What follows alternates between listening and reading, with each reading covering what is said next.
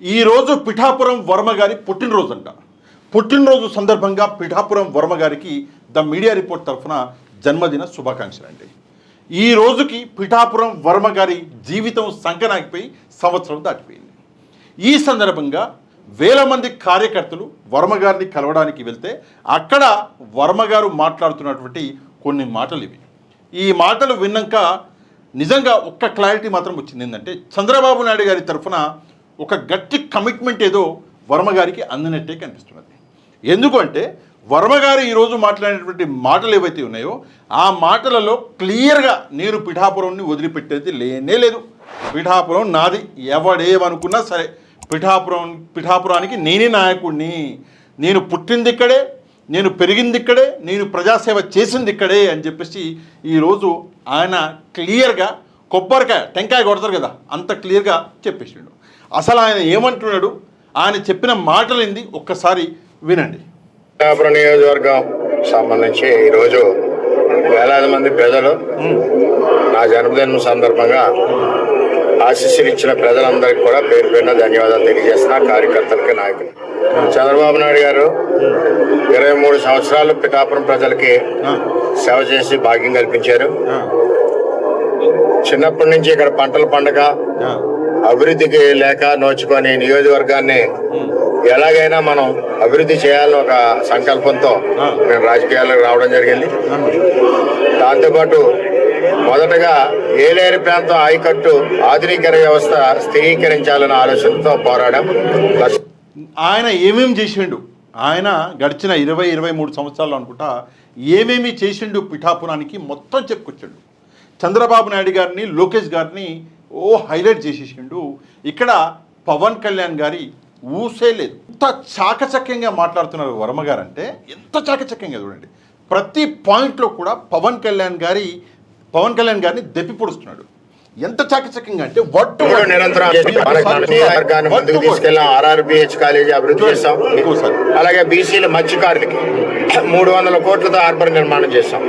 ఇవన్నీ కార్యక్రమాలు కూడా మత్స్యకారులు అభివృద్ధి చెందాలని ఒక ఆలోచనతో హార్బర్ నిర్మాణం కూడా చేయడం జరిగిందని చెప్పి తెలియజేస్తాం. ఇవన్నీ కార్యక్రమాలు కూడా ప్రజల యొక్క ఆశీస్సులతో ఒక కసితో ఇక్కడ పుట్టాం, ఇక్కడ పెరిగాం. చూడండి ఎట్లా చెప్తున్నారు. ఇక్కడ పుట్టాను, నేను ఇక్కడ పెరిగాను, నేను లోకల్ వాడిని, నువ్వు కాదు అని చెప్పేసి ఇండైరెక్ట్గా పవన్ కళ్యాణ్ గారిని తెప్పిపొడుస్తున్నాడు. ఎంతలా అంటే ఎంత కాదన్నా కూడా వర్మ గారు ఎక్స్పీరియన్స్ ఉన్నటువంటి నాయకుడు. ప్రజల ఆశీస్సులతో అన్నది మొదలుపెట్టాడు.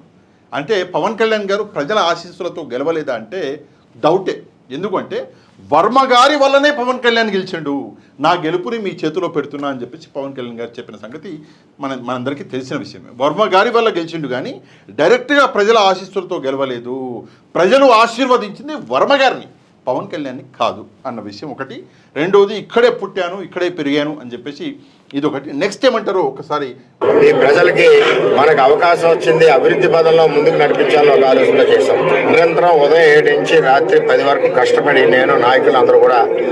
ఏంటి ఉదయం 7 నుంచి రాత్రి 10 వరకు అని చెప్పేసి ఆయన వర్మగారు చెప్తున్నటువంటి విషయం. అంటే నువ్వు ఇక్కడ అసలు లేనే లేవు, నీకు పిఠాపురానికి సంబంధం లేదు, నేను కష్టపడుతున్నాను, పిఠాపురం అన్నది నా కాన్స్టిట్యున్సీ అని చెప్పేసి పవన్ కళ్యాణ్ గారికి చెప్పకనే చెప్తున్నాడు వర్మ గారు. ఒక్కసారి ఆలోచిస్తే ఇందాక నేను చెప్పినట్లు 20-25 సంవత్సరాల సుదీర్ఘ రాజకీయ అనుభవం ఉంది వర్మ గారికి కూడా.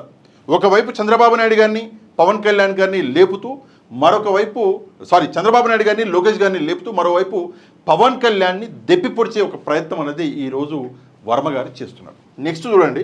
ఈ నియోజకవర్గ అభివృద్ధికి 2700 కోట్లు తీసుకొచ్చామని చెప్పి తెలియజేస్తున్నాం.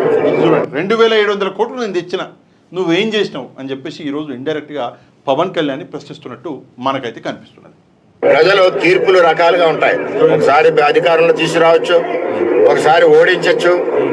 ఓడినా నాదే పిఠాపురం నియోజకవర్గ కుటుంబం, గెలిచినా నాదే పిఠాపురం నియోజకవర్గ కుటుంబం. ప్రజల తీర్పు, నిజంగా ప్రజలు తీర్పిచ్చింది వర్మ గారినే గెలిపించారు, పవన్ కళ్యాణ్ గెలిపించలేదు. అయినా కూడా ఏం జరిగినా కూడా పిఠాపురం నాదే, ఎవరిది కాదు, నేను ఇక్కడ పుట్టినా ఇక్కడ పెరిగినా అంటున్నాడు వర్మ గారు. వినండి. నిరంతరం ప్రజల సేవలో అందుబాటులో ఉంటూ ప్రతిరోజు 8 నుంచి రాత్రి 7 గంటల వరకు ఈ రోజు ప్రజాసేవలో అందుబాటులో ఉంటూ, ఇది చాలా ఇంపార్టెంట్ విషయం. ఎమ్మెల్యే గారు, ఉప ముఖ్యమంత్రి గారు ప్రజాసేవలో అందుబాటులో లేరు. పొద్దున 7 నుంచి రాత్రి 8 అని చెప్పేసి టైమింగ్ కూడా చెప్తున్నాడు, నేను అవైలబుల్ ఉంటా అని చెప్పేసి. అదే కాదు, నేను కూడా పిఠాపురం వెళ్ళిన వాడిని, నేను పర్సనల్గా చూసా. ప్రజలకి అవైలబుల్గా ఉంటాడు వర్మ గారు. ఆయన లోకల్ కాబట్టి ఏ సమస్య వచ్చినా డైరెక్ట్గా వర్మ గారి దగ్గరికి వెళ్ళిపోవచ్చు ప్రజలు. ఆ వెసులుబాటు అన్నది ప్రజలకు ఉన్నది. కానీ పవన్ కళ్యాణ్ చూసే వెసులుబాటు అయినా ఉందా అన్నది దీనికి డైరెక్ట్గా వరకు మేము పనిచేస్తా ఉన్నాం. కారణం ఇక్కడ పుట్టి పెరిగాం, మన కుటుంబానికి కావాల్సిన అవసరాలన్నీ తీర్చిదిద్దాలని, ఎక్కడా కులం లేకుండా అన్ని కులాలు కలిస్తే వర్మన్న విధంగా నేను పనిచేశాను. అందరి కుటుంబంలోని కూడా నేను పెద్ద కొడుకుగా పనిచేశాను. ఎప్పుడూ నిరంతరం అందుబాటులో ఉంటాం. ఎట్టి పరిస్థితుల్లోనూ పిఠాపురం నియోజకవర్గ అభివృద్ధికి కూటమి ప్రభుత్వంలో సహకరిస్తూ అందరూ కూడా చంద్రబాబు నాయుడు గారు అదే. ఒక్క విషయం చాలా జాగ్రత్తగా వింటే, కులాలు మతాలు అంటే మతాలు అనలేదు, కులాలు అన్నాడు. సరే, అందరి కుటుంబంలో నేను ఒక పెద్ద కొడుకుగా అంటే పవన్ కళ్యాణ్ గారు చేస్తున్నటువంటి ఈ మత రాజకీయాలు, కుల రాజకీయాలను కూడా తెప్పి పొడిచే ఒక ప్రయత్నం అనేది వర్మ గారు చేశారు. ఎంత చూడండి, ఎక్స్పీరియన్స్, అనుభవం ఉన్నది అన్నీ నేర్పేస్తుంది. అంటే ఒకవైపు చంద్రబాబు నాయుడు గారిని, లోకేష్ గారిని పొగుడుకుంటూ, మరొక వైపు ఇండైరెక్ట్గా అంటే చాలా సూక్ష్మంగా ఆలోచిస్తే తప్ప అర్థం కాని విధంగా పవన్ కళ్యాణ్ గారిని వేసుకున్నాడు వర్మ గారు. కాకపోతే నేను వర్మ గారికి ఒకటే విషయం చెప్తా, ఏంటంటే ఈ గెలుపు అన్నది మీది. మీరు తీసుకెళ్ళి పవన్ కళ్యాణ్ చేతిలో పెట్టి ఈరోజు మీరు ఎంత బాధపడ్డా జరిగేదేం లేదు. సరే, ఎమ్మెల్యేగా ఇవ్వలేకపోయారు, ఎమ్మెల్సీగా ఇస్తాను అని స్వయంగా రాష్ట్ర ముఖ్యమంత్రి చంద్రబాబు నాయుడు గారు మైకు ముందు, ప్రజల ముందు నిలబడి మిమ్మల్ని పక్కన నిలబెట్టుకొని మీకు ఎమ్మెల్సీ ఇస్తా మొదటి విడతలోనే అన్నాడు. ఆ విడతలన్నీ అయిపోయినాయి, ఎమ్మెల్సీ లేదు, బొంగు ఏం లేదు. ఆ ఎమ్మెల్సీ ఎవరయ్యారు అంటే నాగబాబు గారు అయ్యారు. ఇది ఎక్కడ రాజకీయం? ఒక్కసారి ఆలోచించాలి, ప్రజలు కూడా ఒక్కసారి ఆలోచించాలి. వర్మ అనే వ్యక్తి మంచి నాయకుడు, అందులో సందేహం లేదు, ప్రజల కోసం పనిచేసినటువంటి వ్యక్తి. ఇంకో విషయం ఏంటంటే, ప్రతి కుటుంబంలో నేను నిజం చెప్తున్నాడు, పిఠాపురం మీరు వెళ్తే పిఠాపురంలో ఆల్మోస్ట్ ఆల్ అందరినీ గుర్తుపట్టేటటువంటి నాయకుడు, పేరు పిలిచేటటువంటి నాయకుడు వర్మ గారు. అట్లాంటి నాయకుడికి అసలు పిఠాపురంలో ఉన్నటువంటి గల్లీలే తెలవనటువంటి పవన్ కళ్యాణ్కి చాలా వ్యత్యాసం ఉంది. ఏదో పేరు మాత్రాన పిఠాపురం నుంచి నేను గెలిచిన అన్న ఒక అది తప్పితే పవన్ కళ్యాణ్ గారికి పిఠాపురం గురించి ఎలాంటి అవగాహన లేదు, ఎలాంటి అవగాహన లేదు. పిఠాపురంలో ఉన్నటువంటి సమస్యల గురించి అవగాహన లేదు. పిఠాపురం ప్రజల ఏదైతే మన ఏమంటారు సమస్యలు ఏవైతే ఉంటాయో, మినిమం బేసిక్ సమస్యల గురించి కూడా పవన్ కళ్యాణ్ గారికి తెలియదు. సరే, మన ఏమంటారు ఎమ్మెల్సీగా నాగబాబు గారిని నిలబెట్టి ఎమ్మెల్సీగా గెలిపించుకొని ఆయనని పిఠాపురంలో వర్మ గారి ముందు నిలబెడదామని చెప్పేసి ఒక విఫల ప్రయత్నం అనేది చేసిండు పవన్ కళ్యాణ్. కానీ నాగబాబు గారు ఏసీకి బాగా అలవాటు పడిపోయాడు, ఎయిర్ కండిషన్కి. ఆయన బయటికి రావడం కష్టం లేండి, ఎండలలో తిరిగితే మొత్తం కవిలిపోతాడు నాగబాబు గారు. మళ్ళీ షూటింగ్లోకి వెళ్ళాలి, మళ్ళీ ఆ కథలు ఉంటాయి కాబట్టి ఆయన ఏదో కొంచెం హడావుడి చేసిండు, ఏదో వచ్చిండు, ఏదో పంచిండు, చెక్కులు ఇచ్చిండు. అది తర్వాత అర్థమైపోయింది, అమ్మ ఈ వేడికి నేను బయట తిరిగితే కథమైపోతా అని చెప్పేసి ఆలోచించండేమో. ఇక పాపం బయట కనిపిస్తలేడు. మళ్ళీ ఆయన కనిపించాలంటే వాతావరణం చల్లబడాలి, అప్పుడే బయటకు వస్తాడు నాగబాబు గారు. అప్పటిదాకా వర్మ గారే మొత్తం పిఠాపురాన్ని చూసుకోవాలి. అంటే వెదర్ బాగుంటేనే అన్నదమ్ములు బయటకు వస్తారు. వెదర్ బాగున్నా బాగాలేకపోయినా ప్రజల కోసం, ప్రజల మధ్యలో ఉండే నాయకుడు మన వర్మ గారు. ఇందులో ఎట్లాంటి సందేహం లేదు. ముందుగా వర్మ గారికి పుట్టినరోజు శుభాకాంక్షలు చెప్పాలి. తప్పకుండా కమెంట్లో వర్మ గారికి పుట్టినరోజు శుభాకాంక్షలు చెప్పండి. ఈ విషయం మీద పిఠాపురానికి అసలు నాయకుడు ఎవరు అని చెప్పేసి నేను మిమ్మల్ని ఒక ప్రశ్న అడుగుతున్నాను. ఆ ప్రశ్నకు కూడా కమెంట్ రూపంలో సమాధానం చెప్పండి.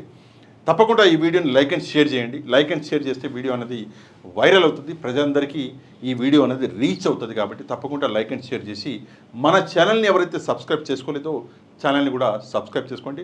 నెక్స్ట్ వీడియోలో మళ్ళీ కలుద్దాం. అంతవరకు థ్యాంక్ యూ వెరీ మచ్. జై హింద్.